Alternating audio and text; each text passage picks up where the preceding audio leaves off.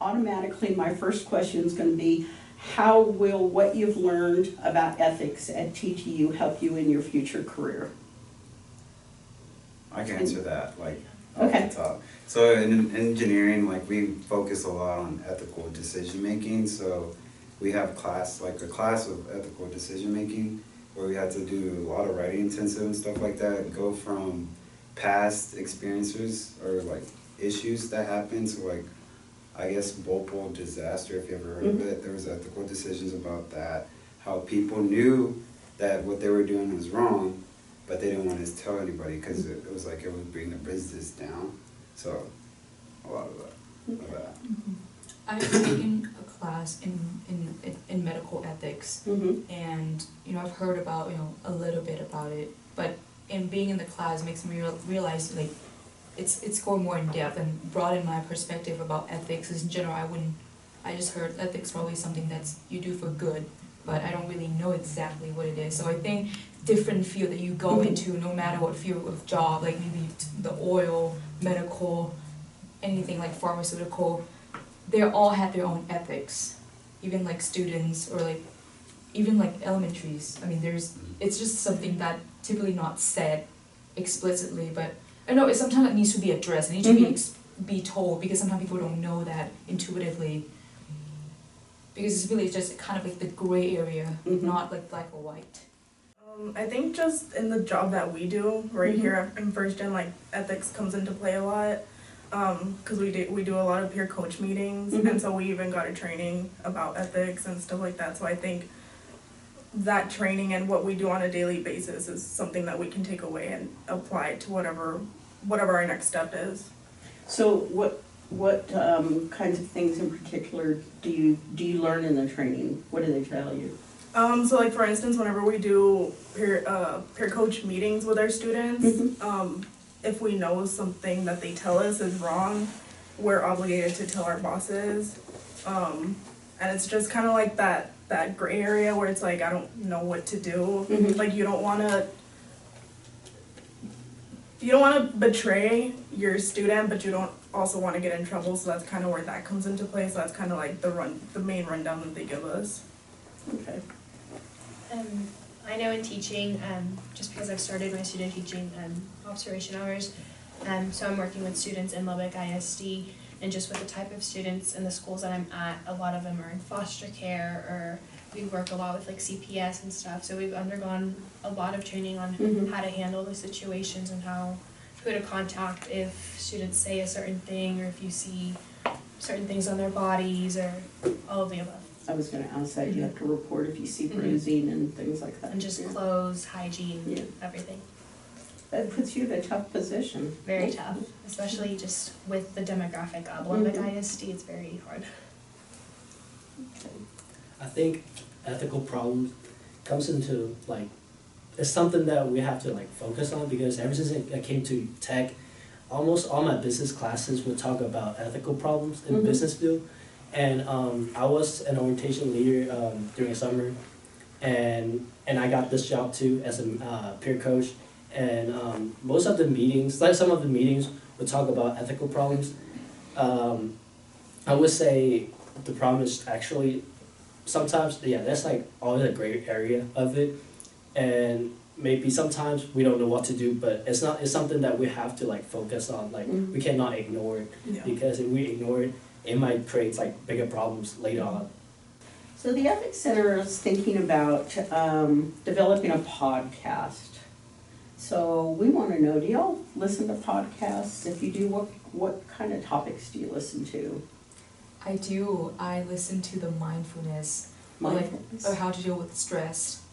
Oftentimes, TED Talk is also another avenue that I go to, but hearing it on a day-to-day, like, there's like this app, it's like a mindful app, like meditation. There are like the voiceover of like a really calm guy voice, male voice. Breathe in, breathe out. So that's kind of like, I specifically listen to podcasts that enhances like the quality of life, or like just stressful like college life and how to deal with that in general. So I do. I really like the TED Talks, just like the TED Radio Hour, just because they pull in audio from actual TED Talks, but they'll have guest speakers. So it's just like multiple perspectives on the same topic. But I mostly listen to them when I'm like cleaning or like doing chores. But I also really like, I listen to a lot of like Latinos Who Lunch, and it's just like people just sitting talking about current events. And those are the ones I really listen to the most, just whenever I'm just cleaning or going around. I listen to them occasionally. It's more when I find a topic that I don't know too much about, and then I kind of get focused on it. And so one that I really found that I like is on Spotify, and it's called Philosophize This, or something like that. It's like a little play on words. But it's on a bunch of like philosophy things, and so like how love comes into play and religion and, you know, all those kinds of things. So it's kind of like a way to open my mind more and to see things from a different perspective as opposed to the way I grew up and, you know, the way people around me think and stuff like that. So but it's kind of more just when I get like focused on something. I guess my type of podcasts are kind of weird. I've been watching or listening to like podcasts about like, I guess, like alien stuff or like zombie stuff. So it's like stuff like that. It kind of gets you interested. It keeps your mind off of like other stuff. So it's like that. But I also listen to this other podcast. Well, I started recently listening to it. It's with Julissa Arce. So like I started listening, but I forgot what it was called. I think it's like Crooked. I think it's something Crooked. But it's really it's a good podcast because it talks about like immigration and all that. I don't listen to podcasts that often, but like if I, like usually when I listen to podcasts, it would be like recap on YouTube. So like small section of it, mostly sports. Yeah. Right.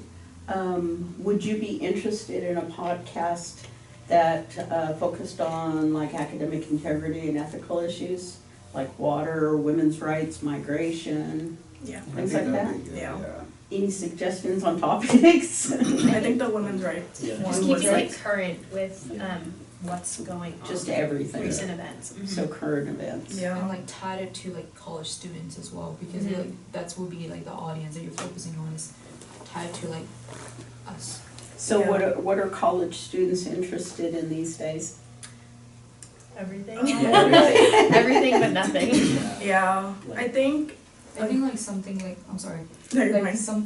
something like maybe like, I mean, I've heard on the news sometimes like big colleges like with sexual assault, like with women's and like who it is to, you know, who is it to blame or like, I don't know, just something like that. That's pretty prevalent with like the college environment with like parties as well, stuff like that. So it's like, you know, how do we handle that or how do we work? Because sometimes people don't talk a lot about it, a lot, because it's just, we're going to party, we're having fun. I mean, we don't think about, you know, that, but it could happen to anybody. Okay. As a college student, I think politics would be interesting, and stress, like how to deal with stress would be a good one for college students. And I just think as a college student, I like all the interesting stuff. I like to listen to like different opinions on like different things. So just like anything anything, and yeah, everything. anything and everything basically. Okay. Yeah. I think relationships is a big one as Yeah. well, whether it's like family or friends or your significant other is a big Okay. one. I think finances. Finances? We're all broke. Yeah. Yeah.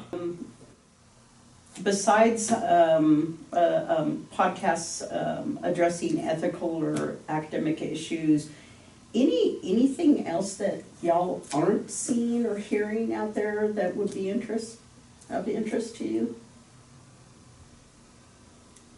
I think all those topics kind of hit it. If anything, I guess the way it's being addressed to students, I guess kind of address it in a way that helps the college student understand the place that we're in and the voice that we have, because we're, you know, the next generation of people who are going to be in the working class.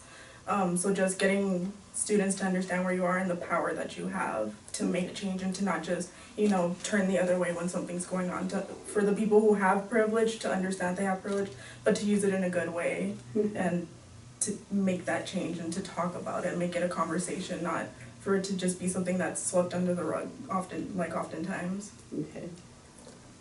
Yeah, another thing I wanted to point out is that this issues can be something that, you know, might not, some people might ignore it, some people might be interested in. So like, to be mindful of like how we deliver the message to make it interesting, engaging, and matters. So if it matters, then we're gonna be more likely to like, you know, pay attention to it, like understand the why we're learning about this, because I feel like we know the why, we want to know about it and not just hear one ear and it goes out the other. So do you see, like if we develop this podcast, do you see this as like student driven? Or at least student engaged Yeah. in the Yes. podcast? Yes. Okay. I Or think, oh, sorry. yeah, go ahead. I was gonna say, you can always do YouTube videos. I know me, I love watching YouTube Yeah, videos, I and do sometimes I like seeing the face, Mhm. like when they're talking as opposed to like just hearing Hearing a it. voice. Yeah, like it engages me more. Okay. It's that facial expressions Yeah. again, like, or the humor or Yeah. something like that. Like it's, Personality. yeah, it's good to have like podcasts and then like a recap and then post on YouTube, because sometimes we might be doing something like, you know, like Brittany was Mhm. doing like housework, and then while listening to podcasts, maybe she would miss something like. So I think it's good to like do a recap and then post on Okay. on the YouTube, and then to have like a little section of like what is let's say podcast is like 35 minutes, and then this 5 minutes is talking about stress, so you can like post it, oh, this is about stress, and then 5 minutes of recap of that's about stress. I think that would be cool. Okay. Yeah, I think one good topic is like first gen students. Mhm. Like it's about first gen students, because before I came to tech, I really didn't think there would be that many first gen students out there, Yeah. and I always felt like I'm isolated. You always feel alone, like you're Yeah, first I always time coming, you feel feel alone. alone. And then like I came to orientation by myself, and I didn't know there were like many students out there, first gen students actually came to orientation by themselves ever since I came to college and worked for orientation. I didn't know there were that many students actually came here by themselves. So I think it would be good to, as a first gen student, to know about their resources and students who are first gens as well, and then they can actually help like the first gen student. Okay, so y'all have been on campus for a year or longer. Mhm. So where you're sitting today, what's your best piece of advice for the first gen that's going to walk onto the campus in the fall? From your perspective, what would you have loved to have heard from somebody? I would say, don't be afraid to ask for help, because there are many of us out there, and then we're willing to help. We're always willing to help first year students, and don't be shy.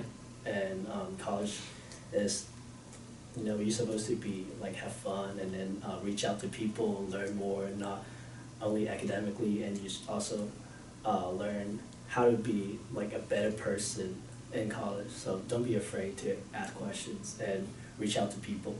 Okay. I would say that's good advice.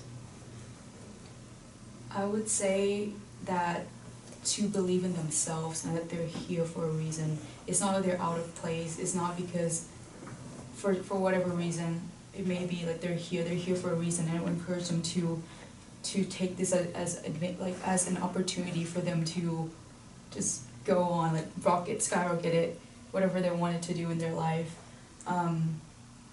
Just be really grateful for what they have, and don't know how to, like, of course, like ask for help and reach out, because I didn't get here just by myself. I got here because of my family, from my teachers that impacted me. So I've got here from people helping me.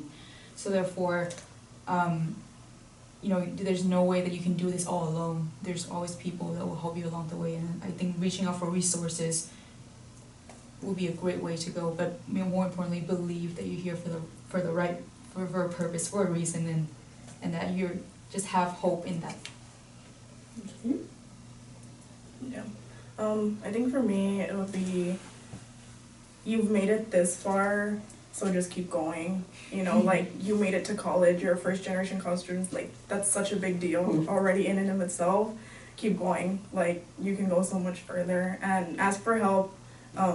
you're not alone. There are other people like you, and you're destined for great things. You know, just keep going. I think for me, freshman year me kind of heard like it's okay to be different. Just because where I grew up, no one else was a first-gen student, and so I have a lot of those friends that kind of can fall back on mommy and daddy, and versus like, I mean, I still work 3 jobs this year on top of my hours. Oh my gosh. And like, it's okay to not be able to go out because you have what you need to focus on. So it's okay to not go out all the time and not do certain things and not join certain clubs or anything just because either you don't want to or you can't afford to, but that's okay because you're working for something better. So. I guess my advice would be, or something would be, it's okay to fail. Like, once you're in college, it's okay. Many people fail, but you have to get yourself back on top after that fail. Because I know, like, I changed my major at least 3 times until I finally realized that I knew where I was going to be. So now, like, after that, I'm on track. So it's like, you don't give up on yourself after that one thing.